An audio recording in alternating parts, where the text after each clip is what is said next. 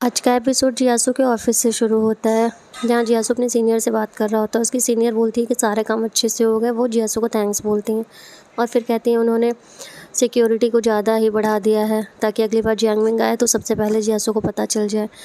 और बोलती हैं कि अच्छा हुआ कि जियांगमिंग ने तुम्हारे रिलेटिव के चाइल्ड को नहीं देखा, नहीं तो पता नहीं वो क्या करती है। जियासू सॉरी बोलता है। फिर उसकी सीनियर बोलती है तुम क्यों सॉरी बोल रहे हो, जियांगमिंग तुम्हें छोड़ नहीं सकती कि वो तुम्हें छोड़ दे ताकि तुम खाली रहो। उसके बाद जियासू जाने लगता है। अब सेंगजी को दिखाया जाता है, जहाँ सेंगजी सोचती रहती है कि जियासू को उसे बात नहीं करनी चाहिए, क्या उसे कुछ क्लियर नहीं करना चाहिए। सेंगजी सोचती है कैसे जियासू ने उससे कहा था कि अगली बार से तुम ऑफिस और उसके घर आने से पहले उसे बता दो, ऐसे डायरेक्ट ना आया करो। ये सोचते हुए सेंगजी बहुत उदास रहती है। दूसरी तरफ जियासू को दिखाया जाता है, जहाँ पे वो अपने ऑफिस के स्टाफ से कुछ डिस्कस कर रहा होता है। फिर ऑफिस का स्टाफ बोलता है कि ठीक है, अब तुम्हें रेस्ट करना चाहिए। अब यासू सोचने लगता है जो उसकी सीनियर ने कहा होता है कि अच्छा हुआ जियांगमिंग ने तुम्हारे रिलेटिव को चाइल्ड को नहीं देखा। फिर उसे याद आता है कि उसे सेंगजी से बात करनी चाहिए। अब वो फ़ोन उठाता है और सेंगजी को मैसेज करता है कि तुम्हारे एग्ज़ाम कब ख़त्म होने वाले हैं, तुम घर कब जाओगी। सेंगजी उससे बोलती है कि मैं लास्ट वीक की मैंने टिकट कर ली है घर जाने के लिए। तो बोलता है ठीक है, मैं तुम्हें एयरपोर्ट तक ड्रॉप कर दूँगा। और वो बोलता है ओके। सेंगजी बोलती बस ओके, इसने और कुछ नहीं कहा। अब वो अपने डेस्क पे चिपकाता है कि लास्ट वीक उसे सेंगजी को ड्रॉप करना है।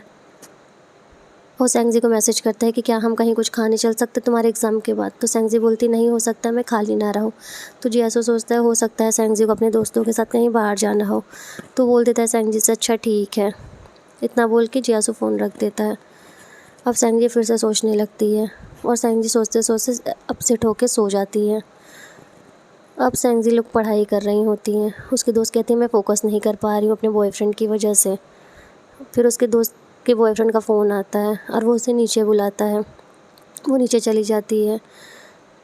सेंगजी की दोस्त कहती है कि मेरा मन कर रहा है कि ड्रिंक करना किया जाए। सेंगजी कहती है क्या हम आज ही चल सकते हैं। तो उसकी दोस्त कहती है पागल हो क्या, तुम्हारे घर से कॉल भी आएगा और कल हमारा एग्ज़ाम है।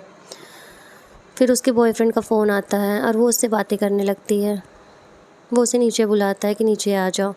फिर लोग डिसाइड करते हैं कि एग्ज़ाम के बाद ये लोग ड्रिंक करने जाएंगे। फिर वो उसकी दोस्त नीचे चली जाती है। अब सेंगजी की दोस्त पूछती है कि क्या बात है सेंगजी, तुम बहुत उदास हो। ये उसी दिन से है जिस दिन से तुमने अपने रिलेटिव को कैमरा दिया था। क्या वही रिलेटिव है तुम्हारा जो तुम्हारा क्रश भी था। तो बोलती है हाँ। कहती हाँ मैं थोड़ा सा परेशान तो हूँ, लेकिन इतनी बड़ी बात भी नहीं है, छोड़ जाने दो, मेरे लिए तुम परेशान मत हो। तो कहती है कि तुम बहुत ज़्यादा अपने क्रश के लिए अच्छी हो, क्या वो भी तुम्हारे लिए अच्छा है। तो बोलती है हाँ वो भी मेरे लिए अच्छा है, हो सकता है मैं कुछ ज़्यादा ही सोच रही हूँ।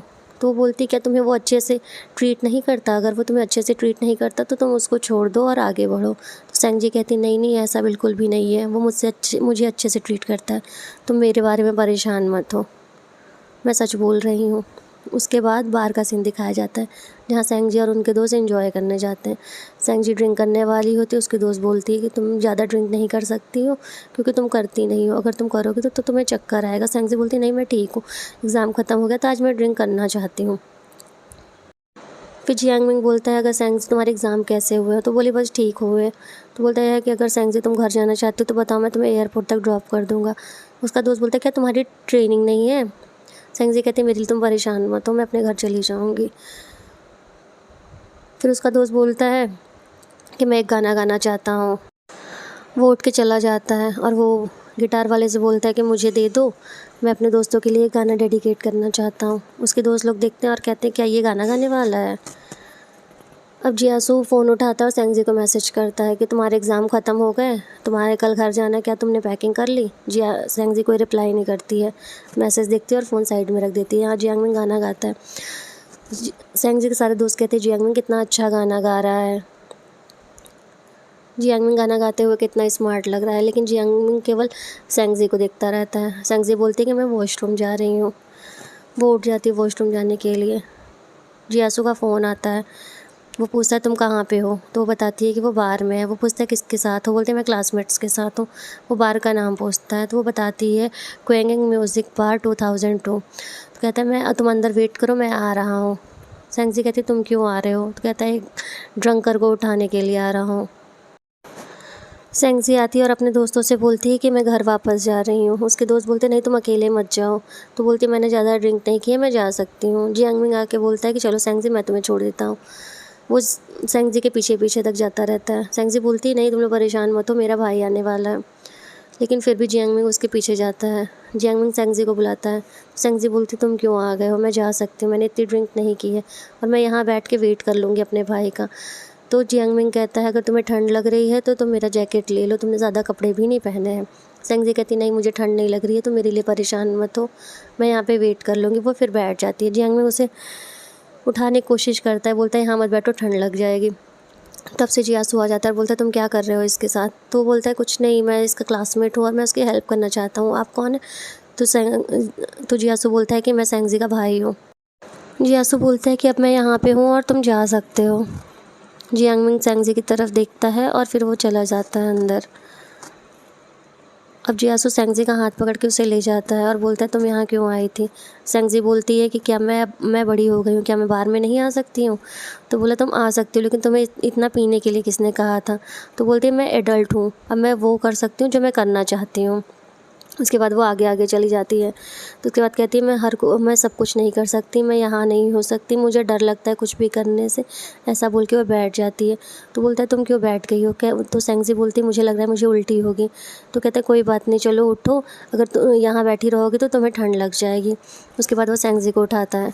सेंगजी से उठती है और उसके ऊपर वो उल्टी कर देती है। फिर सेंगजी जियासू के गले से लग जाती है और जियासू कुछ नहीं बोलता है और उसे शांत करने की कोशिश करता है।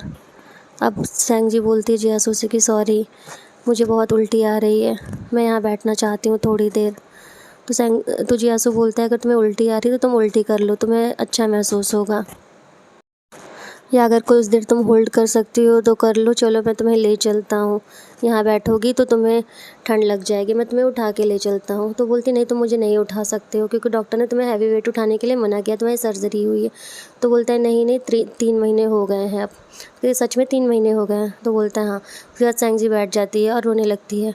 तो जियासू बोलता है कि क्या हुआ। तो कहती है कि मेरा वेट 45 kg से ज़्यादा है, लेकिन मैं फ्लैट हूँ। तो जियासू बोलता है क्या। फिर जियासू हंसने लगता है। तो कहते तुम हंस क्यों रहे हो, तुम्हारे पास भी तो नहीं है, लेकिन तुम इसके लिए दुखी मत हो। ये बोल के सेंगजी फिर रोने लगती है। तो जियासू से मना करता है कि नहीं नहीं रो मत। अब सेंगजी को जियासू उठा लेता है अपने कंधे पे। फिर बोलती है कि अगर मुझे फिर से उल्टी आई तो जियासू बोलते हैं तो मुझे बता देना ताकि मैं तुम्हें कम हिलाऊं और तुम कंफर्टेबल होकर कर सको। तो बोलती नहीं जब मुझे उल्टी आएगी तो मैं अपना सिर ऊपर की तरफ कर लूँगी। फिर जियासू कहती जियासू मेरे पास एक सीक्रेट है। तो जियासू बोलता है क्या, तुम मुझे बताना चाहती हो। तो बोलती है कि मैं किसी को पसंद करती हूँ। तो जियासू बोलता है अच्छा ये बताओ कि कौन है वो। तो कहती है मैं तुम्हें ये नहीं बता सकती हूँ कि वो कौन है। तो कहता है क्या मुझे भी नहीं बता सकती। तो बोलती नहीं। कहती मैं उसे बहुत पसंद करती हूँ लेकिन वो मुझे पसंद नहीं करता। तो जियासू कहता अगर तुम मुझे उसका नाम नहीं बता सकती तो यही बता दो कि क्या वो तुम्हारे साथ अच्छे से रहता है। तो सेंगजी बोलती है कि हाँ वो मेरे साथ अच्छे से रहता है लेकिन वो सबके साथ अच्छे से रहता है। फिर जियासू उसे कार में बिठाता है और कहता है काश वो मैं होता कि मैं सिर्फ तुम्हारे साथ अच्छे से रहता ताकि मेरी सेंगजी इतनी उदास ना होती।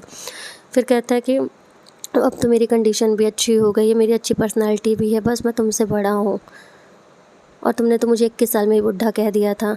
उसके बाद दूसरा दिन दिखाया जाता है। सेंगजी को याद आता है कि उसने क्या किया था और सेंगजी बहुत शर्मिंदा फील करती है। उसने कहा मैंने उल्टी की, मैंने जियासू के ऊपर उल्टी की।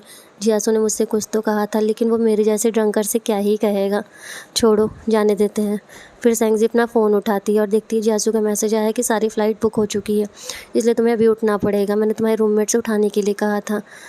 जैसे वो उठती है उसकी सारी रूममेट्स रहती हैं और कहती हैं कि कल जो तुम्हें छोड़ने आया था क्या वही तुम्हारा क्रश था। तो बोलती है कि हाँ।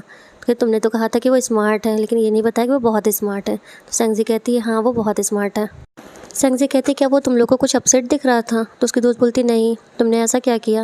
वो कुछ नहीं बोलती। उसकी दोस्त कहती क्या तुमने उसके ऊपर उल्टी तो नहीं की। फिर सेंगजी कहती हटो मुझे पैकिंग करनी है। फिर सेंगजी निकलने लगती है और वो सोचती रहती है जियासू इतना आने के लिए जिद क्यों कर रहा था, मैं उसे कल के इंसिडेंट के बाद कैसे फेस करूँगी। फिर जियासू आता है, बोलता है लाओ मुझे अपना बैग दे दो। वो जियासू को गुड मॉर्निंग बोलती है।